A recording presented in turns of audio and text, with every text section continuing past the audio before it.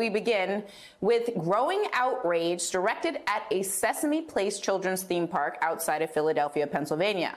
Last week, we told you about this viral clip posted by a parent, Jody Brown. It appears to show one of the park's characters, Rosita, ignoring her 6-year-old daughter and niece. And that clip has now been viewed nearly 900,000 times. And as its reach grew, more families began to share their own stories of their kids being ignored, sometimes by the same character. Last week, we had the parents, Lauren and Rodney Willie, on our show to discuss this video you see here of their own young daughter being snubbed by the same Rosita character. I didn't notice that after Rosita hadn't stopped for her, that Rosita then stopped for another child for at least 3 minutes and stopped and took pictures.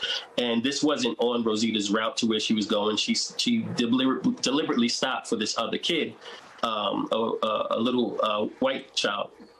So, you know, Lola's not thinking about that the way that we are. But at the moment, yeah, this is one of her favorite characters. It's a character of inclusivity. And she felt bad for a sec, yeah. Hi, this is Dr. Elise Barnett, and welcome to Worship in the Word.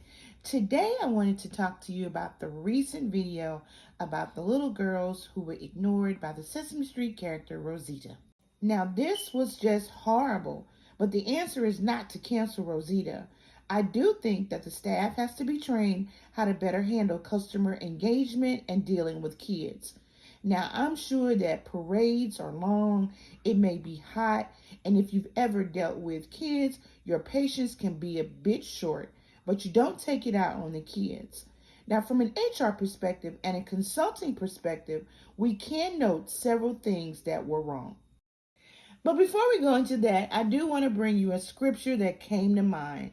Matthew 5, verse 25.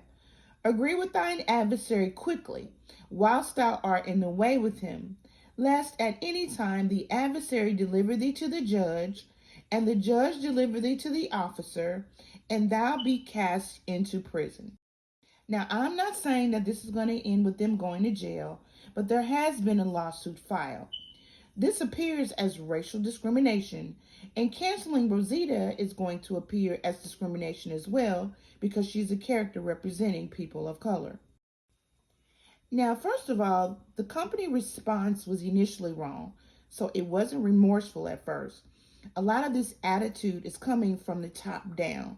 The company climate starts at the top. So the first thing is you don't make excuses. You don't ignore the obvious, but you do apologize. You take responsibility and accountability. You provide ways to resolve issues. Point number 2 is ongoing training is going to have to be a must. This should be a part of orientation. How to engage your customers should be the forefront of how to run your business. Number 3, you don't remove Rosita. The character of Rosita is not the problem. How the employees interacted with and engaged with the kids is the problem. So perhaps you do have to replace the person who was the performer and again, focus on customer engagement. And lastly, it's really ironic that her character is green, like money. So at the end of the day, if the companies don't respect our presence, then maybe they'll respect our financial contributions or lack thereof. So this company is really going to have to invest in training and focusing on how to better treat their customers. Last scripture that came to mind, pride cometh before the fall. So as an HR consultant, these are issues that I see every day. When people feel ignored and are unappreciated, they tend to reach out and find ways to retaliate against the disrespect.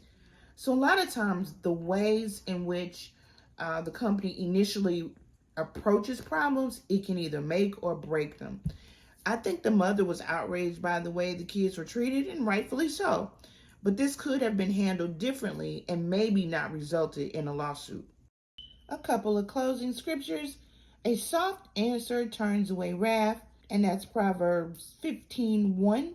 And in Colossians 4:6, let your speech always be gracious, seasoned with salt, so that you may know how you ought to answer each person. So you know how we do it. Drop your thoughts in the comments below. Make sure you like, subscribe, and share this video. We've got more great topics coming. And until next time, God bless.